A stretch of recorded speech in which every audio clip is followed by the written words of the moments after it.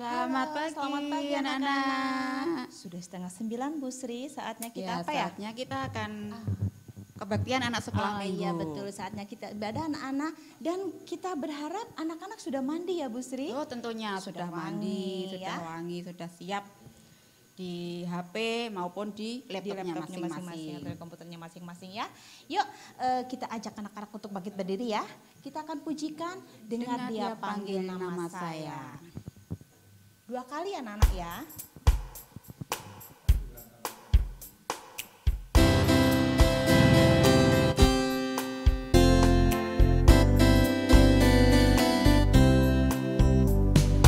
Dengar dia panggil nama saya, dengar dia panggil namamu,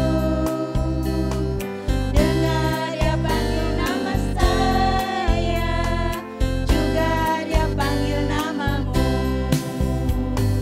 Oh giranglah,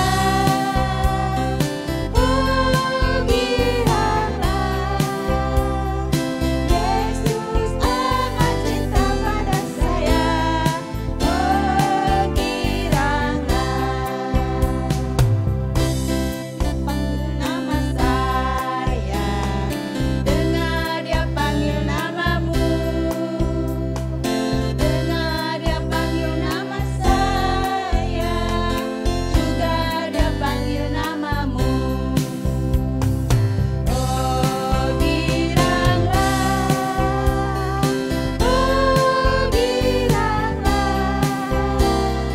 Yesus amat cinta pada saya. Oh giranglah. Iya Bu Sri, hari ini apa kabarnya, bahagia? Ya kita semua bahagia sekali. Sukacita? Bersukacita ya. Iya. Selanjutnya Kita akan juga pujikan, ketanyakan kesukacita kita dengan satu pujian. Oh sukacitaku. tapi kita berdoa dulu ya Bu ya. Oh iya, saking Kita sukacitanya berdoa. Iya, ya sampai kita lupa ya. Ya, anak-anak lipat tangan, tundukkan kepala, mari kita berdoa. Ya, mari kita akan berdoa. Terima kasih Tuhan Yesus, kami bersyukur pagi hari ini kami boleh kembali berbakti di kebaktian anak sekolah minggu meskipun masih secara online. Terima kasih Tuhan, ini semua karena kemurahan Tuhan. Tuhan, sebentar kami akan memuji Tuhan dan nanti kami juga akan mendengarkan cerita firman Tuhan. Biarlah Engkau memberkati kami semua, juga teman-teman kami meskipun saat ini kami belum bisa bersama-sama, tetapi Tuhan terus menyertai kami semua. Dalam nama Tuhan Yesus kami berdoa dan bersyukur. Amin. Amin. Kita pujikan sukacita dengan semangat ya Bu ya. Iya. Anak-anak bangkit berdiri ya, tetap berdiri ya.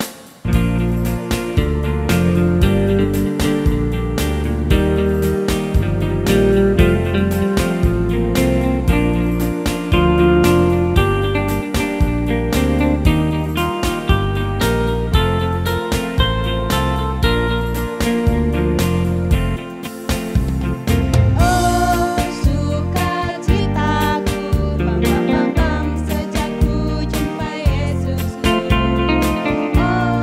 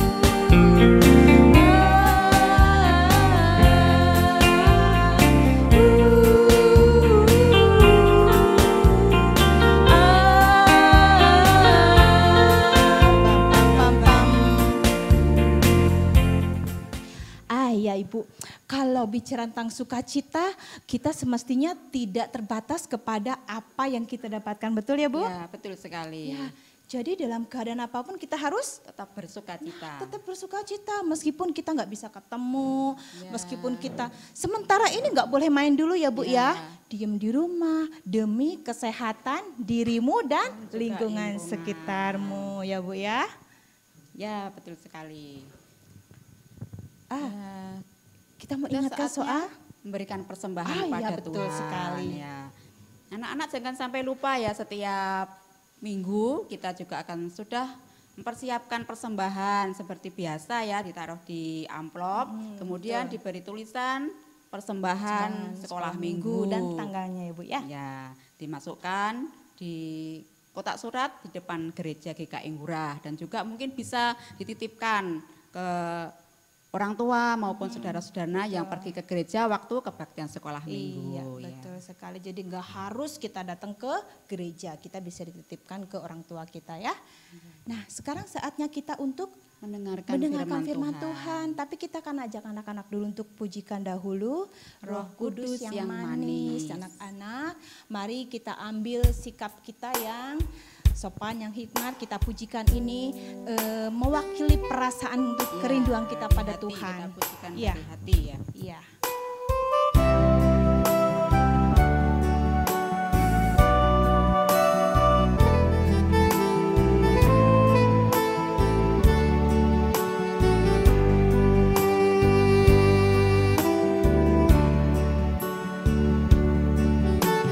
Ku buka hatiku untuk firman-Mu. Ku ingin menjadi seperti Yesus. Berfirman-Lah Tuhan, ku mau mendengar dan melakukannya setiap hari. Roh Kudus yang manis, tolong aku menuruti firman Tuhan. Roh Kudus yang manis, jadikanku anak Tuhan yang manis. Kita pujikan sekali lagi ya Bu ya. Kita sekali lagi dengan sungguh-sungguh. Ku buka hatiku untuk firman-Mu. Ku ingin menjadi seperti Yesus. Berfirman-Lah Tuhan, ku mau mendengar dan melakukannya setiap hari. Roh Kudus yang manis, tolong aku menuruti firman Tuhan. Roh Kudus yang manis, jadikanku anak Tuhan yang manis.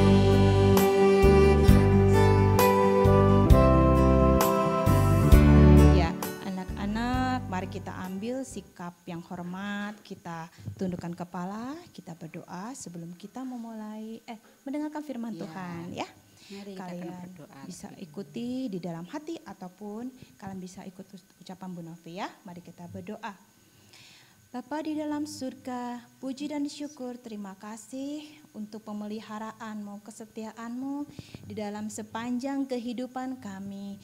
Untuk pemeliharaan-Mu di tengah-tengah pandemi ini Tuhan Yesus, terima kasih luar biasa Engkau menyertai setiap kami. Kami tahu Tuhan Yesus ada banyak kesulitan yang kami hadapi di tengah pandemi ini. Untuk sementara kami tidak bisa bertemu teman-teman di sekolah. Dan untuk sementara juga kami tidak bisa bermain bersama teman-teman kami. Tetapi Tuhan, kiranya Engkau menolong setiap kami untuk bisa melalui semua ini dengan baik Tuhan. Dan ajarlah kami untuk kami pun taat dan setia melakukan protokol kesehatan. Agar supaya kami juga bukan hanya melindungi diri kami sendiri, tetapi melindungi orang-orang terkasih kami, keluarga kami, orang tua kami, teman-teman kami, atau siapapun yang di tengah lingkungan kami, Tuhan Yesus. Tuhan Yesus, sebentar kami akan mendengarkan firman-Mu. Kiranya Tuhan menolong setiap kami agar kami dengar-dengaran, dan kiranya hati kami pun dibukakan untuk melakukan, untuk memahami, melakukan di dalam kehidupan kami masing-masing. Ajarlah setiap kami untuk dapat menjadi pelaku firman-Mu Tuhan Yesus. Serta Tuhan berkati juga Pak Arif dan Bu Erna yang akan memberikan firman-Mu kepada kami hari ini Tuhan Yesus. Kiranya Engkau urapi mereka. Terima kasih Tuhan Yesus, kami berdoa dan mengucap syukur.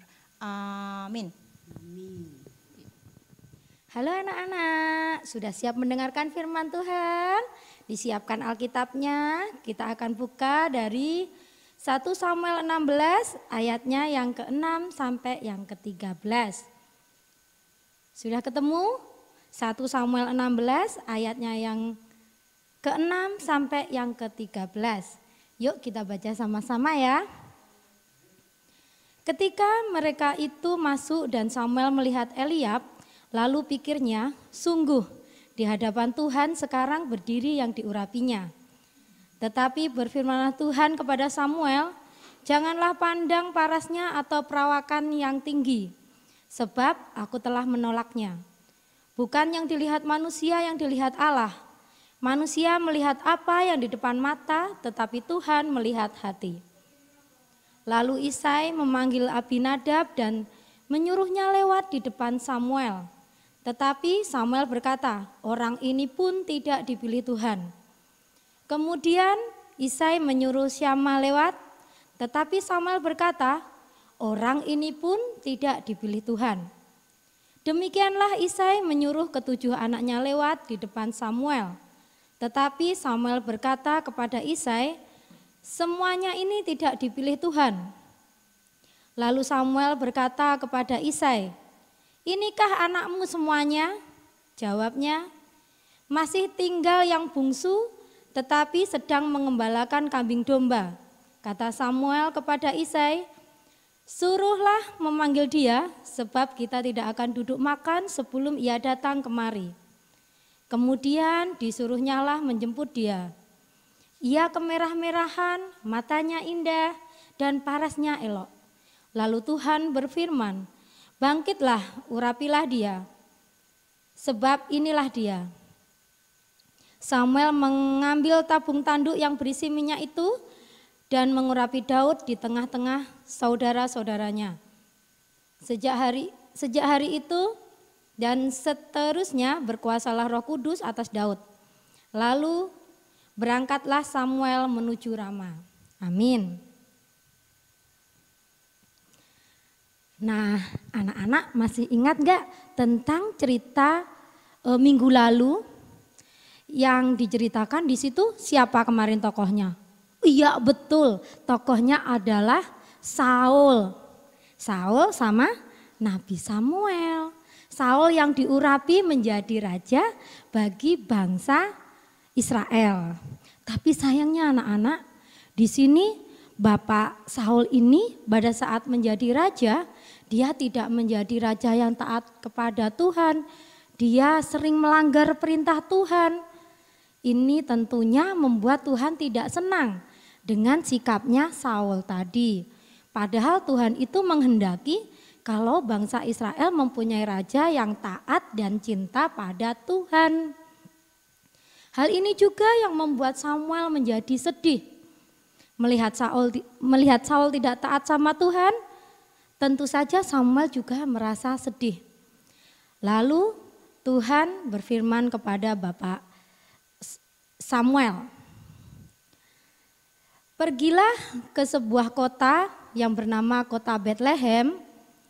Di sana temuilah seorang bapak yang bernama Isai.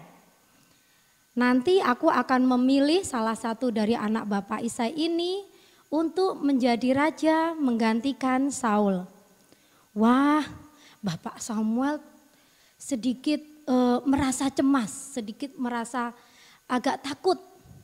Padahal pada saat itu yang menjadi raja dan berkuasa di bangsa Israel adalah Saul. Saul pada saat itu menjadi raja yang berkuasa. Bagaimana nanti kalau ketahuan Samuel mencari penggantinya Saul? Tentu dia kalau ketemu Raja Saul pasti akan dibunuh.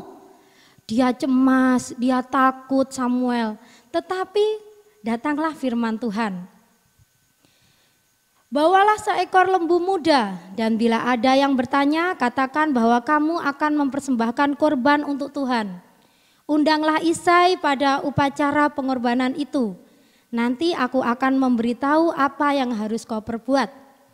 Karena Nabi Samuel orangnya taat kepada Tuhan, lalu dia pergi ke kota Bethlehem. Setibanya di sana, Bapak Samuel ketemu dengan orang-orang yang di sana. Orang-orang yang di sana juga takut melihat Bapak Samuel. Loh, kenapa ya anak-anak kok bisa takut?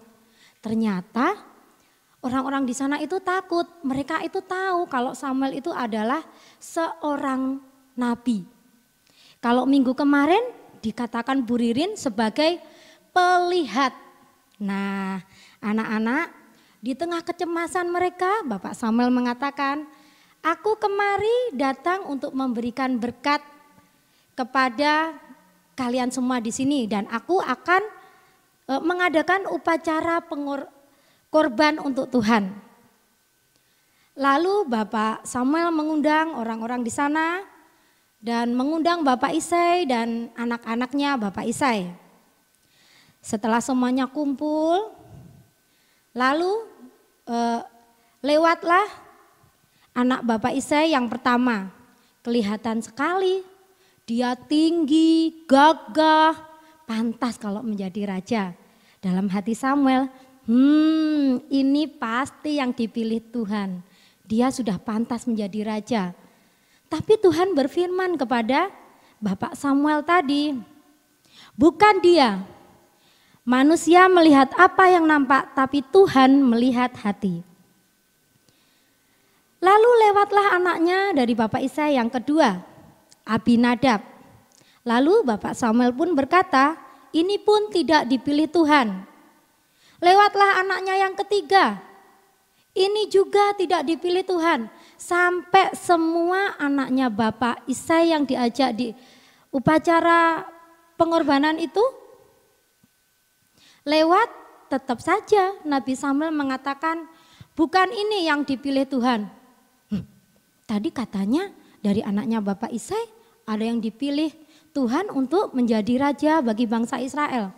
Lalu Samuel berkata kepada Bapak Isai, apakah ini sudah anakmu semuanya? Lalu Bapak Isai menjawab, tidak, masih ada satu, dia masih muda, si bungsu, dia sedang mengembalakan kambing domba. Lalu Bapak Samuel berkata kepada Bapak Isai, suruhlah dia datang kemari karena kita tidak akan duduk makan sebelum anakmu yang bungsu tadi datang. Nah, setelah anaknya yang si bungsu tadi datang, Bapak Samuel melihat dia tidak setinggi dan tidak segagah seperti kakak-kakaknya tadi. Dia kelihatan masih muda, matanya yang indah, parasnya yang elok, kemerah-merahan. Lalu datanglah firman Tuhan kepada Bapak Samuel, inilah yang kupilih, urapilah dia. Lalu Bapak Samuel mengurapi anak si bungsu ini menjadi raja. Tahu enggak anak-anak siapa si bungsu ini? Si bungsu ini namanya adalah Daud. Ayo coba apa? Benar, Daud.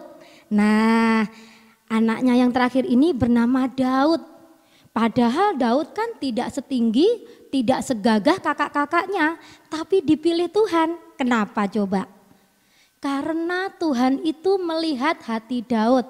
Daud mempunyai hati yang tulus, mencintai Tuhan, selalu mengandalkan Tuhan di dalam setiap hal. Daud juga seorang pemberani. Duh, masih muda kok sudah pemberani? Iya. Kalau kita baca di Alkitab, di situ diceritakan kalau Daud ini dia berhasil mengalahkan binatang-binatang buas seperti singa, beruang yang hendak menerkam kambing domba yang ia gembalakan. Dengan berani dia menyerang binatang buas ini sehingga binatang buas ini kalah dan kambing dombanya selamat. Daud juga dikatakan anaknya tidak sombong. Di situ dibuktikan dengan pada saat Daud sudah tahu kalau dia diurapi menjadi raja bagi bangsa Israel, dia tidak langsung serta-merta mengatakan kepada banyak orang, "Hei, aku akan menjadi raja, aku akan menjadi raja." Tidak. Daud tetap diam, tenang, dia tetap beraktivitas seperti biasanya mengembalakan kambing domba sambil menunggu perintah Tuhan yang diberikan kepada dia selanjutnya. Nah, anak-anak, di sini kita tahu kalau Tuhan itu tidak melihat apa yang dilihat. Anak-anak juga harus begitu. Kalau berteman jangan lihat wajahnya yang ganteng atau wajahnya yang cantik. Jangan lihat kulitnya hitam atau putih. Jangan lihat badannya gemuk atau kurus. Anak-anak harus semua itu kita saling menyayangi. Kita tidak boleh membeda-bedakan. Tuhan melihat hati. Kita juga harus melihat hati teman-teman kita. Kita juga harus menunjukkan hati yang baik, yang bersih kepada teman-teman kita. Bisa anak-anak? Siapa yang mau menjadi seperti Daud? Angkat tangan. Pinter. Kalau menjadi seperti Daud harus apa tadi? Mempunyai hati yang tulus, cinta sama Tuhan, berani, tidak sombong. Nah, pinter anak-anak kalau seperti Daud pasti Tuhan cinta kepada anak-anak.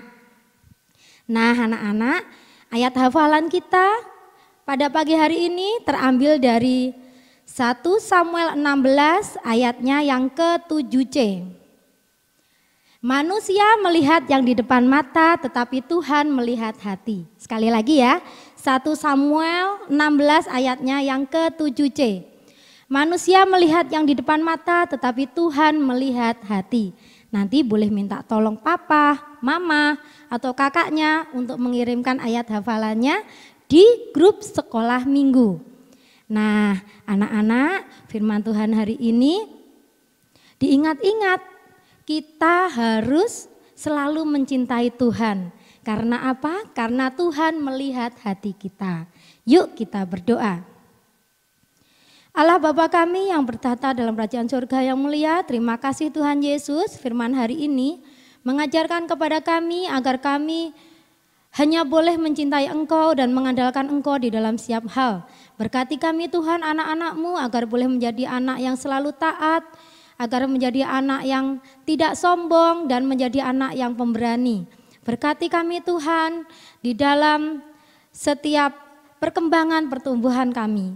Tuhan Yesus, kami mau beraktivitas, kiranya Tuhan Yesus juga memberkati kami di dalam setiap aktivitas kami. Terima kasih Tuhan, di dalam nama Tuhan kami, Yesus Kristus kami berdoa dan bersyukur. Haleluya, amin. Dadah anak-anak, selamat hari Minggu, Tuhan Yesus memberkati.